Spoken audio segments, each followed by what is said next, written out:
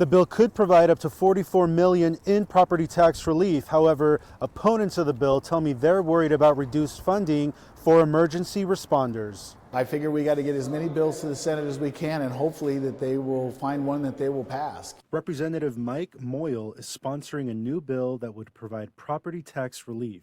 He introduced it during a Tax Revenue Committee hearing. Moyle says the bill would eliminate a levy while reducing property taxes. He said it would also reallocate some of the money collected from sales tax. It takes new revenue that the cities get from sales tax. Every time you spend anything, taxing districts get part of that money to their budget from the state. 11.5% goes back to local taxing districts, and it takes half of that new revenue for cities and requires them to use it for property tax relief. Moyle says the bill would take away public defense funding from counties and put it back as a state responsibility. Representative Laura Nicocea believes that could be a problem.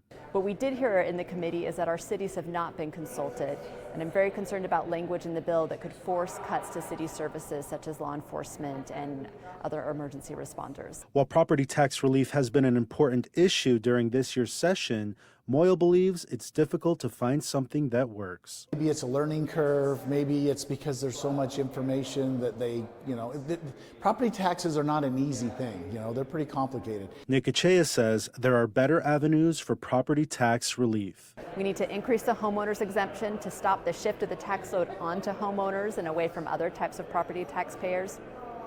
We need to allow school districts to collect impact fees on new housing developments so that growth pays for itself.